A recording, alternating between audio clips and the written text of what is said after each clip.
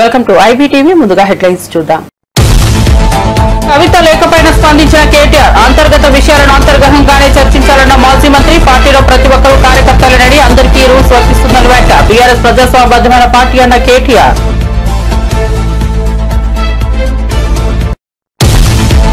వల్లభనేని వంశీకి తీవ్ర అస్వస్థత. పోలీస్ కస్టడీలో ఉండగా అకస్మాత్తుగా క్షీణించిన ఆరోగ్యం. నకిలీ ఇళ్ల పట్టాల కేసులో పోలీస్ కస్టడీలో ఉన్న వంశీ. అనారోగ్యానికి గురైన వంశీకి కంచుపాడు ప్రభుత్వ ఆసుపత్రిలో చికిత్స. తీవ్ర ఆందోళనలో వంశీ కుటుంబ సభ్యులు. రేవంత్ పై కేటీఆర్ వ్యాఖ్యలను ఖండించిన మహేష్ గౌడ్. ఇంట్లోని కుక్కడితో కేటీఆర్ సతమతమవుతున్నారని మృత వ్యాఖ్యలను దృష్టి మరల్చే ప్రయత్నం చేస్తున్నారని విమర్శ.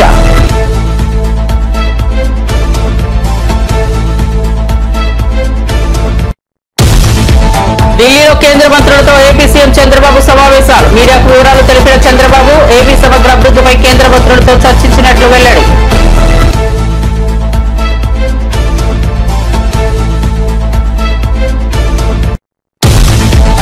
కవిత చెప్పిన దయ్యం కేటీఆర్ కావచ్చన్న మంత్రి సీతక్క. సిస్టర్ స్ట్రోక్ తో కేటీఆర్ చిన్న మీద దెబ్బతిందని సీతక్క వ్యాఖ్య. కాళేశ్వర కమిషన్ల విషయంలో ఇప్పుడు భయం ఎందుకని ప్రశ్న. ఇవ్వాలంటూ వ్యంగ్యం. కేరళను తాకిన నైరుతి రుతుపవనాలు 8 రోజుల ముందే దేశంలోకి ప్రవేశం. అంచనాల కంటే ముందుగానే రుతుపవనాలు రావడం 16 ఏళ్లలో ఇదే తొలిసారి. చివరిసారిగా 2009లో మే 23 నైరుతి రుతుపవనాలు. ఇక భారత వివరాల్లోకి వెళ్తే తాను రాసిన లేఖ బయటపడిన విధానం కుట్రపూరితమైందని ఎమ్మెల్సీ కల్వకుంట్ల కవిత ఆవేదన వ్యక్తం చేశారు. బీఆర్ఎస్ అధినేత తన తండ్రి కేసీఆర్ ను దేవుడిగా అభివర్ణించిన కవిత ఆయన చుట్టూ కొన్ని దెయ్యాలు సంచలన వ్యాఖ్యలు చేశారు. నా లేఖను ఇలా లీక్ చేయగలిగితే ఇతర నాయకుల పరిస్థితి ఏంటో ఊహించుకోండి అని వ్యాఖ్యానించారు. పార్టీలో కోవట్టులను బయటపెట్టకపోతే బీఆర్ఎస్ భవిష్యత్తు ప్రమాదంలో పడే అవకాశం ఉందని హెచ్చరించారు. ఈ లేఖ వ్యవహారంపై కాంగ్రెస్ బీజేపీ సంబరపడాల్సిన అవసరం లేదని తెలిపారు. పార్టీ లోపలి సమస్యలపై చర్చ జరగాల్సిన అవసరం ఉందని కవిత సూచించారు. ఆమె వ్యాఖ్యలతో బీఆర్ఎస్ లో అంతర్గత రాజకీయ దుమారం మళ్లీ రగిలిపోతోంది. నా కొడుకు ఆదిత్య గ్రాడ్యుయేషన్ సెరమనీ పూర్తి చేసుకొని అమెరికా నుండి వచ్చే లోపల మరి ఏదో లేఖ లీక్ అయిందని చెప్పి గత 2-3 రోజులుగా చాలా హంగామా నడుస్తున్నట్టుగా తెలుస్తా ఉన్నది. మరి ఈ సందర్భంగా నేను చెప్పదలుచుకున్నది ఒకటే, 2 వారాల క్రితం నేను గౌరవనీయులు పెద్దలు కేసీఆర్ గారికి ఒక లేఖ రాయడం జరిగింది. నేను ఈ విధంగా కేసీఆర్ గారికి ఇదివరకు కూడా నా ఒపీనియన్స్ ఎప్పుడున్నా కూడా లేఖ ద్వారా చెప్పడం జరిగింది. అయితే ఈసారి నేను మొన్ననే చెప్పున్నాను, కుట్రలు కుతంత్రాలు జరుగుతూ ఉన్నాయని. నేను చెప్పిన కొద్ది రోజుల్లోనే మరి నేను అంతర్గతంగా కేసీఆర్ గారికి రాసినటువంటి ఉత్తరం బహిర్గతం కావడం అన్నది, ఇది మరి ఏం జరుగుతుందో అన్నది పార్టీలో ఉన్నటువంటి మనందరం, తెలంగాణ ప్రజలందరూ కూడా ఆలోచించుకోవాల్సినటువంటి విషయం. నేను వేరే ఏం విషయాలు చెప్పలేదు. నేను కేవలం పార్టీలో ఉండేటటువంటి అన్ని స్థాయిలో ఉన్నటువంటి నాయకులందరూ అనుకుంటున్నటువంటి విషయాలు.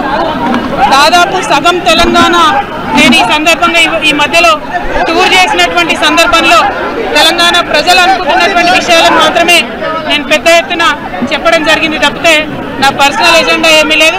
నాకు వ్యక్తిగతంగా ఎవరి మీద ద్వేషం లేదు, ఎవరి మీద ప్రేమ లేదు. కానీ నేను రాసినటువంటి లేఖ చాలా అంతర్గతంగా పార్టీలో మా నాయకుడికి రాసినటువంటిది.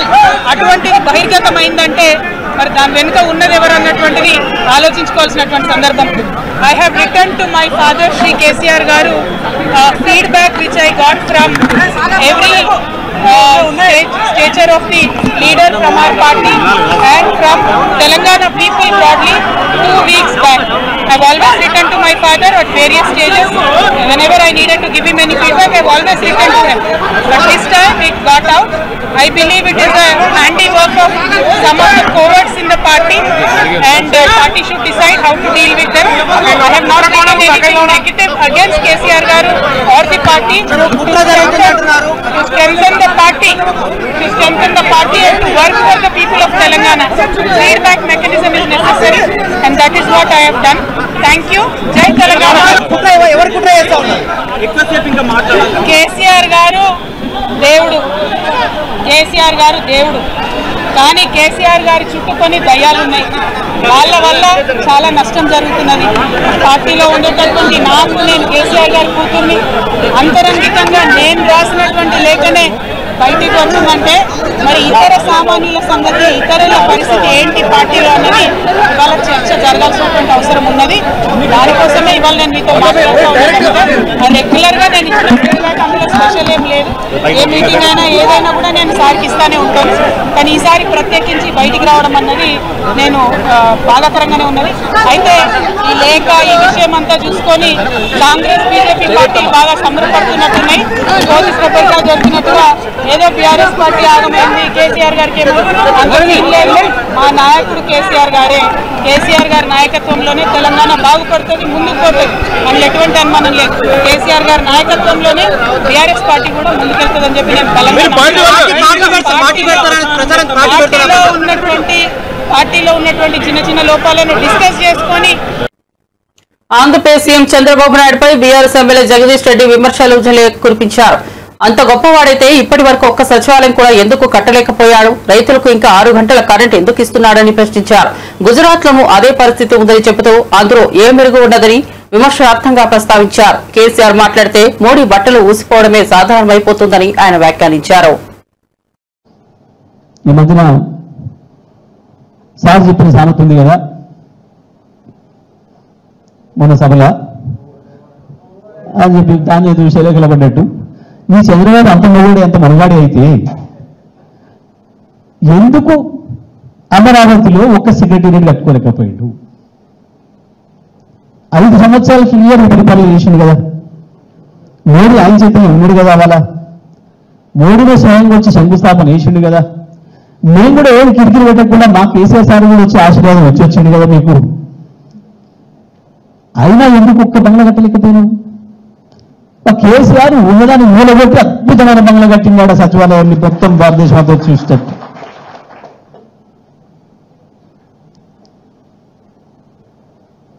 ఏది మీ మునగంతనం?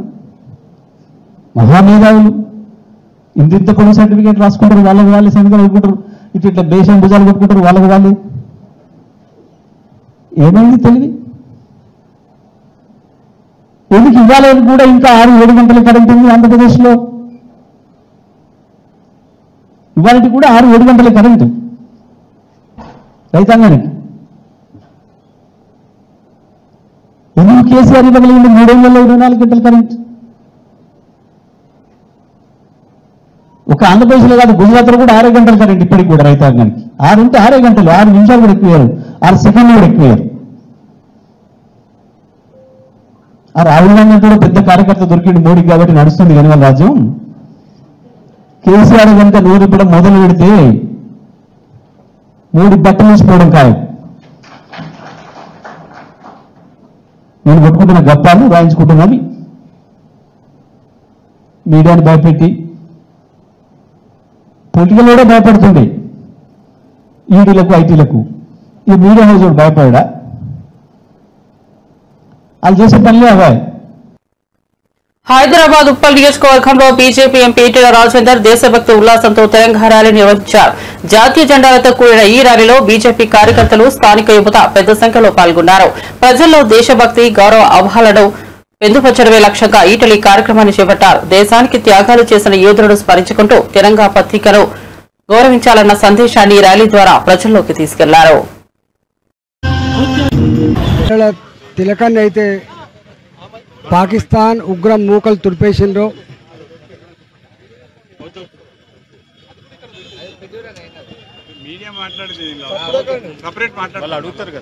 ఝాన్సీ లక్ష్మీబాయి వారసులైనటువంటి 2 మహిళా మండల నాయకత్వంలో పాకిస్తాన్ టెర్రరిస్టు మూకలపై ఏ విధంగా విరుచుకుపడ్డామో 3 రోజుల కాలంలోనే పాకిస్తాన్ ఎయిర్ బేస్లు కావచ్చు, పాకిస్తాన్ వ్యవస్థల మీద దాడి చేసి ఎట్లా కకావికలం చేసినామో,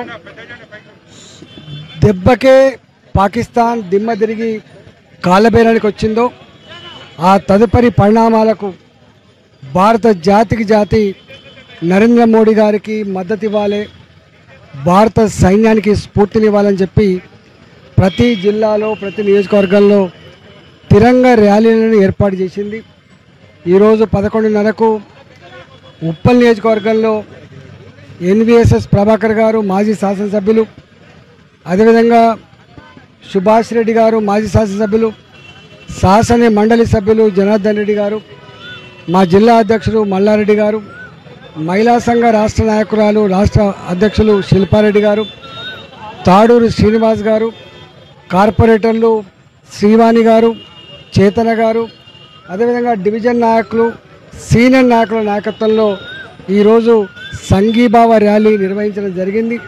రాబోయే కాలంలో భారత సైన్యానికి, భారత ప్రధానమంత్రి గారికి సంపూర్ణంగా మద్దతిస్తూ దేశం నరేంద్ర మోడీ గారి వెంట నిలబడాలి, భారత మాతను రక్షించుకోవాలనేటువంటి కాన్సెప్ట్తో ఈరోజు ర్యాలీ నిర్వహించడం జరిగింది.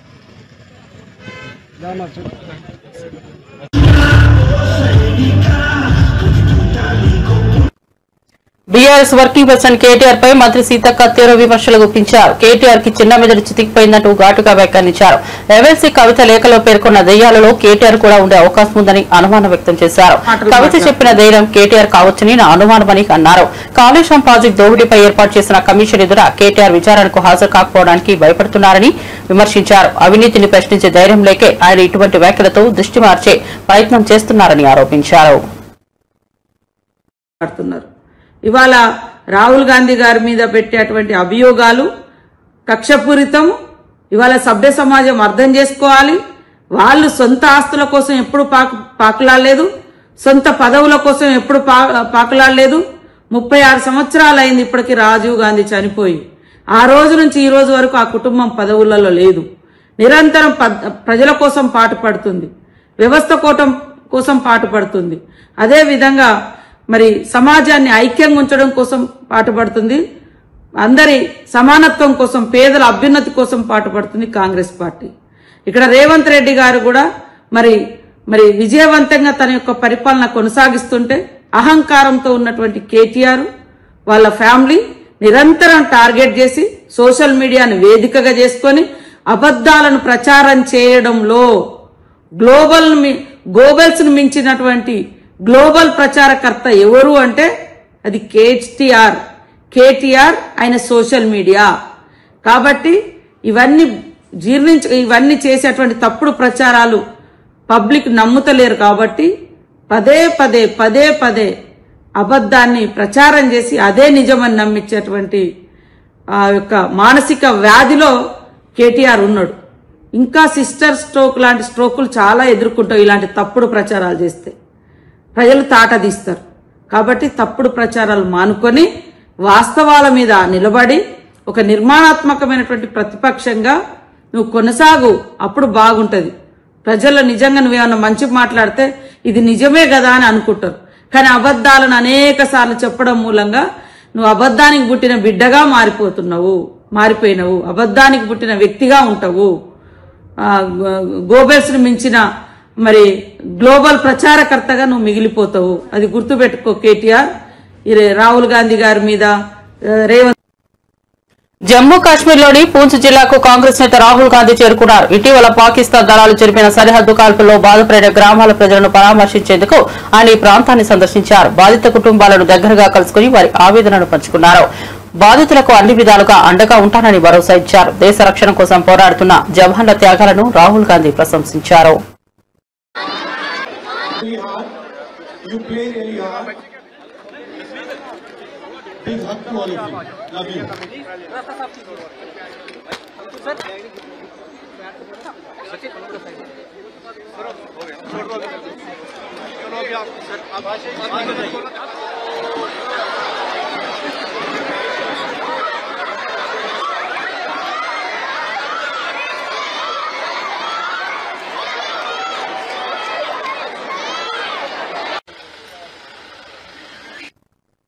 బీఆర్ఎస్ లో దెయ్యాలు రాక్షసులు ఉన్నాయని ఎమ్మెల్సీ కవిత స్వయంగా ఒప్పుకున్నారని TPCC MLC doctor Balmuri Venkat ఆక్షేపించారు.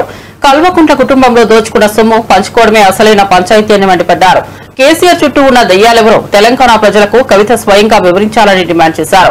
10 ఏళ్ల పాటు అధికారంలో ఉండి చేసిన పాపాలన్నింటినీ ఇప్పుడు కవితే బహిర్గతం చేస్తూ పార్టీలో లోపాలున్నాయని అసంతృప్తిని బయటపెడుతున్నారని విమర్శించారు. ఈ వ్యాఖ్యలు బీఆర్ఎస్ లో అంతర్గత పోరు తీవ్రతను వెల్లడిస్తున్నాయని బాల్మూరి వెంకట్ వ్యాఖ్యానించారు. మా కాంగ్రెస్ పార్టీ గాని, మా ప్రభుత్వం గాని, మేము పదే పదే ఎన్నో సందర్భాల్లో చెప్పడం జరిగింది. గత 10 ఏళ్లుగా తెలంగాణ ప్రజల రక్తాన్ని ఒక దయ్యాల లెక్క పీల్చి 1,00,000 కోట్లు దోచుకున్న బంగారు కుటుంబం ఈ కల్వకుంట్ల కుటుంబం అని చెప్పినాము. ఇది కల్వకుంట్ల కుటుంబం కాదు, కల్లాల కుటుంబం అని కూడా చాలా స్పష్టంగా చెప్పడం జరిగింది.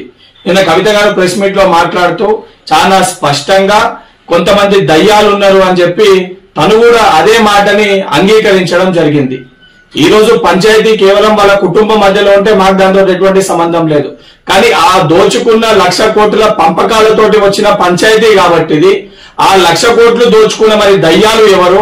కేసీఆర్ గారిని అన్నారా, లేదా కేటీఆర్ దయ్యమని అన్నారా, సంతోష్ రావు దయ్యమని అన్నారా, హరీష్ రావు దయ్యమని అన్నారా, లేదా బీఆర్ఎస్ పార్టీలో ఇంకే నాయకులని దయ్యాలని చెప్పి మీరు ఉద్దేశించి మాట్లాడినో దానికి స్పష్టత తెలంగాణ సమాజానికి తెలంగాణ ప్రజలకి ఇవ్వాల్సిన బాధ్యత మీ పైన ఉంది.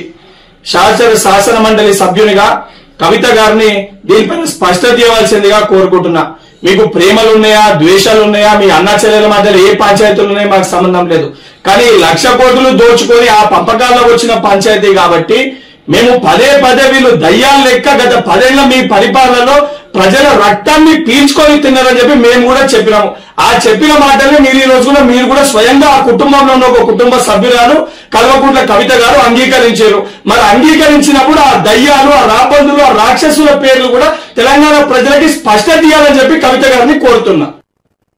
నేషనల్ హెరాల్డ్ కేసులో సీఎం రేవంత్ రెడ్డి పేరు ఛార్జ్ షీట్ లో ఉండటాన్ని తీవ్రంగా తప్పుపట్టిన బీఆర్ఎస్ వర్కింగ్ ప్రెసిడెంట్ కేటీఆర్ నైతికత ఉంటే వెంటనే రేవంత్ రెడ్డి రాజీనామా చేయాలి అన్నారు. గతంలో ఎడ్యూరప్ప హౌసింగ్ స్కామ్ నేపథ్యంలో కాంగ్రెస్ నేతలు ఆయన రాజీనామా చేయాలని డిమాండ్ చేసిన సందర్భాన్ని ఉదాహరించారు. అదే నైతిక ప్రమాణాలను ఇప్పుడు రేవంత్ రెడ్డి పైన అమలు చేయాలని కాంగ్రెస్ నాయకులను కోరారు. అలాగే తన సోదరి కవిత బీఆర్ఎస్ లో జరుగుతున్న అంశాలపై బహిరంగంగా మాట్లాడిన విషయాన్ని కొట్టిపారేశారు. నాన్నను డైరెక్ట్ గా కలిసే అవకాశం నీకు ఉంది, అలా ఎందుకు మాట్లాడావు అంటూ కవితకు వార్నింగ్ ఇచ్చారు. పార్టీ అంతర్గత విషయాలు బయటపెట్టడం సరైనది కాదని స్పష్టం చేశారు. కేటీఆర్ వ్యాఖ్యలతో బీఆర్ఎస్ లో ఉన్న సంక్షోభం బహిరంగంగా వెలువడింది. రేవంత్ రెడ్డి ఇప్పుడు ఆ దయ్యాన్ని శనిని ఎట్లా వదిలించాలనేది మా టార్గెట్. ఇక మీరు చెప్పే టెన్షన్ ఎందుకే అంతగానో మాట్లాడినారా, ఎందుకు అంత ఎగబడుతున్నావు?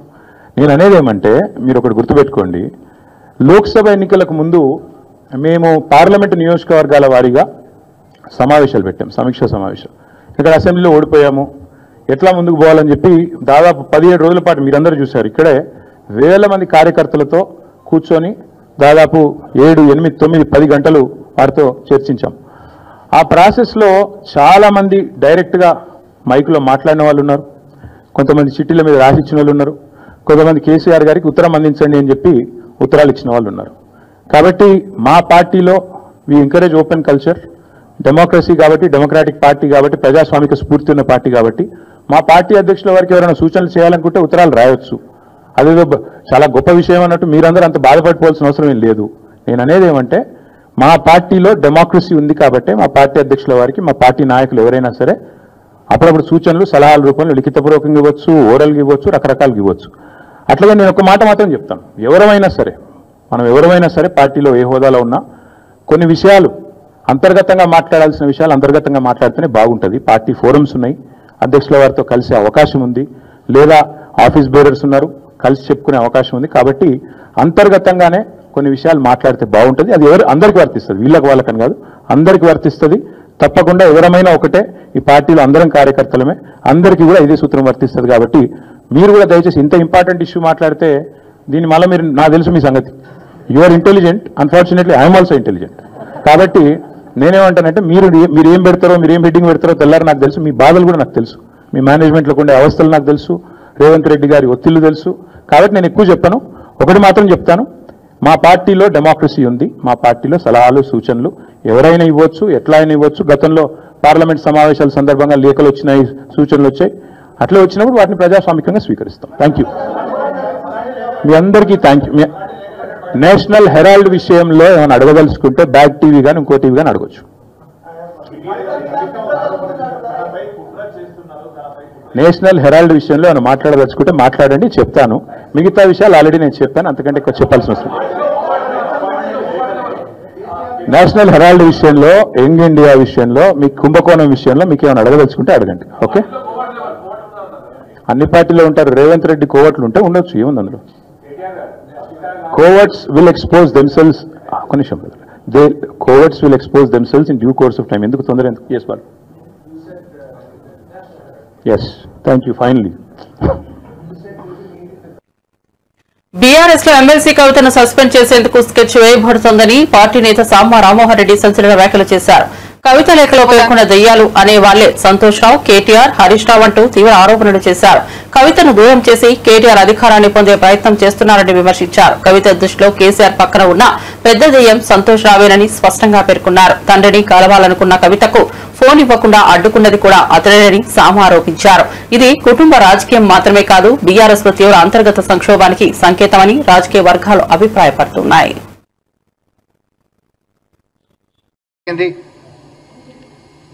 తర్వాత అవి ఫేక్ లెటర్లని, లేకపోతే కాంగ్రెస్ పార్టీ నుంచి నేనే ఏదో తయారు చేసినా అని, లేకపోతే అందులో వాస్తవాలు ఏమీ లేవని,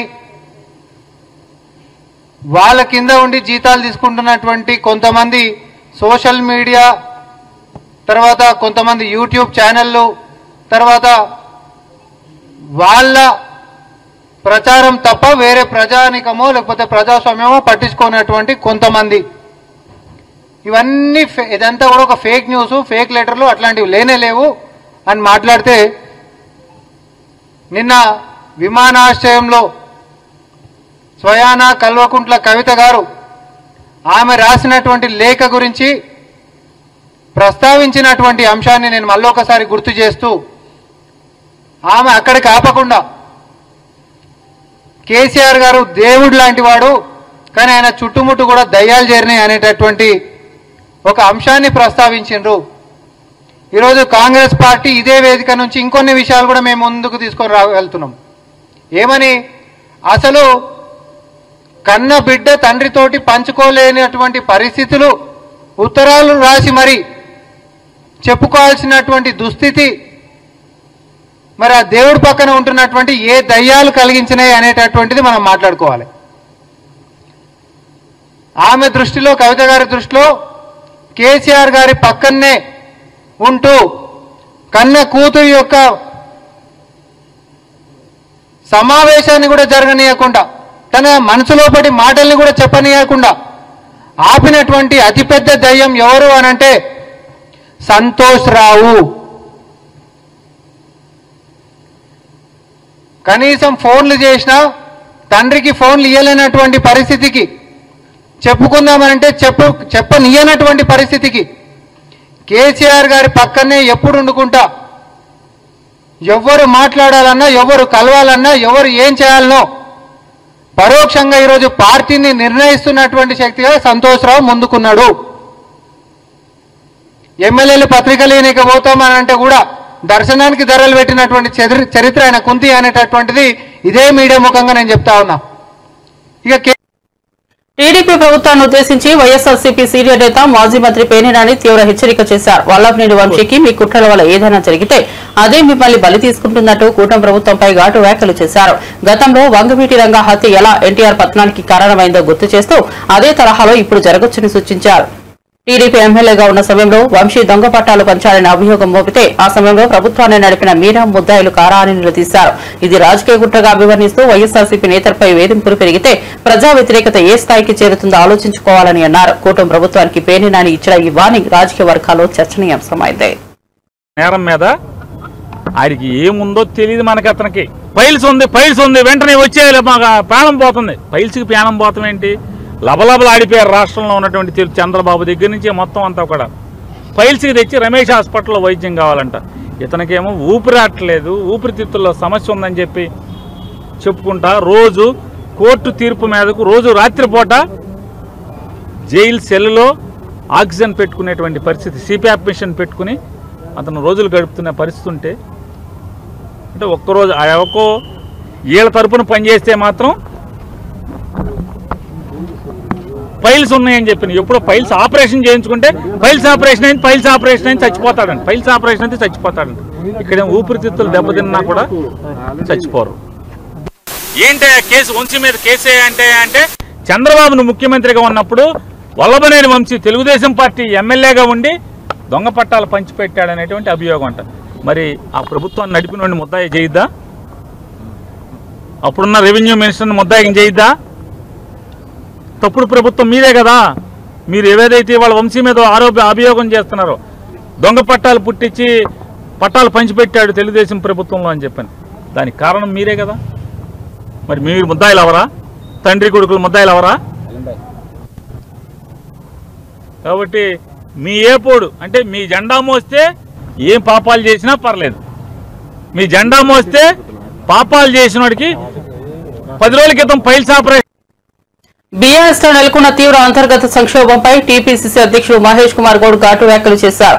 కేసీఆర్ చుట్టూ ఉన్న దెయ్యాలు ఎవరో ప్రజలకు తెలియాలని డిమాండ్ చేశారు. కవిత, కేటీఆర్ మధ్య జరుగుతున్న పరస్పర వైరం నేపథ్యంలో హరీష్ రావు మౌనంగా ఎందుకు చూస్తున్నారని అన్నారు. ఇంట్లోనే కుంపటి తట్టుకోలేక కేటీఆర్ సతమతం అవుతున్నారని ఎద్దేవా చేశారు. సొంత చెల్లిని ఎదుర్కోలేక కవిత లేఖలో ఊగిసలాడుతున్న కేటీఆర్ ఇప్పుడు సీఎం రేవంత్ రెడ్డి మీద ఆరోపణలు చేస్తూ దృష్టి మళ్లించేందుకు ప్రయత్నిస్తున్నారని విమర్శించారు. 10 ఏళ్ల బీఆర్ఎస్ పాలనలో జరిగినవన్నీ తప్పిదాలకు కవితే స్వయంగా బయటపెట్టారని తెలిపారు. బీఆర్ఎస్ బీజేపీ మధ్య ఉన్న గుప్త ఒప్పందాన్ని కూడా కవిత వ్యాఖ్యలు బలంగా నిరూపిస్తున్నాయని అన్నారు. ప్రస్తుతం బీఆర్ఎస్ 3 ముక్కలు అవుతుందని, భవిష్యత్తులో తెలంగాణ రాజకీయాల్లో బీఆర్ఎస్ స్థానం ఉండదని మహేష్ కుమార్ గౌడ్ ధ్వజమెత్తారు. చెల్లెలు తనకే ఏకుమేకై మరొక పవర్ సెంటర్ కావడంతో మతి భ్రమించి కేటీఆర్ గారు ఆ ఎపిసోడ్ని డైవర్ట్ చేసే విధంగా కాంగ్రెస్ ప్రభుత్వం పైన, ముఖ్యమంత్రి రేవంత్ రెడ్డి పైన పసలైన ఆరోపణలు చేస్తూ ఉన్నాడు. కేటీఆర్ గారు ఫస్ట్ చేయాల్సింది తన ఇంట్లో రగులుతున్న కుంపటిని సరిపెట్టుకోవాలి. ఇవాళ కవిత కేసీఆర్కే లెటర్ రాసి 10 సంవత్సరాల తప్పిదాలని ఎత్తి చూపే స్థాయికి వచ్చిందంటే కేసీఆర్ కుటుంబంలో రగులుతున్న మంట అందరికీ తెలిసిందే, ప్రజలకు ఇంకా అర్థమవుతా ఉంది. కవితన మాట్లాడిన మాటలు చూస్తే బీజేపీకి, బీఆర్ఎస్ పార్టీకి పరిపూర్ణమైనటువంటి లోపాయికార ఒప్పందం ఉందనేది స్పష్టమవుతా ఉంది. 2004 నుంచి 2014 వరకు కేంద్రంలో ఉన్నటువంటి బీజేపీ ప్రభుత్వానికి అన్ని రకాలుగా సహకారాలు అందిస్తున్న మూలానే కవిత గారు లిక్కర్ కేసులో ఇరికినప్పుడు అమిత్ షా దగ్గరికి వెళ్ళి బేరమాడుకొని బెయిల్ వచ్చే విధంగా చేసుకున్న సందర్భం ప్రజలు మర్చిపోలే. ఎందుకంటే A2కి బెయిల్ రాకుండా A1కి బెయిల్ వచ్చింది. దాంట్లో అసలు ఇవాళ రాజకీయ పదవుల కోసం కేసీఆర్ కుటుంబంలో పెరిగిన పోటీ వల్ల ఇలా బీఆర్ఎస్ పార్టీ 3 ముక్కలవుతా ఉంది. భారత వాతావరణ విభాగం దేశ ప్రజలకు చల్లని కబురు అందించింది. దేశంలో వ్యవసాయానికి ఊతమిచ్చే నైరుతి రుతుపవనాలు కేరళను తాకాయి. ఏడాది సాధారణ కంటే 8 రోజుల ముందుగానే నైరుతి రుతుపవనాలు దేశంలోకి ప్రవేశించినట్లు ఐఎండీ వెల్లడించింది. మరో 2-3 రోజుల్లో ఏపీలోకి ప్రవేశించే అవకాశం ఉంది. వీటి ప్రభావంతో జూన్ 2వ వారం నుంచి రాష్ట్ర వ్యాప్తంగా విస్తారంగా వర్షాలు కురిసే అవకాశం ఉందని వాతావరణ శాఖ నిపుణులు చెబుతున్నారు. ఇదిలా ఉంటే అంచనాల కంటే ముందుగానే రుతుపవనాలు రావడం 16 ఏళ్లలో ఇదే మొదటిసారి. చివరిసారిగా 2009లో మే 23నే నైరుతి రుతుపవనాలు కేరళను తాకాయి. గత ఏడాది రుతుపవనాలు మే 30న వచ్చాయి. కానీ ఈ ఏడాది 6 రోజులు ముందుగానే వచ్చేశాయి. మరిన్ని అప్డేట్స్ కోసం చూస్తూనే ఉండండి IBTV.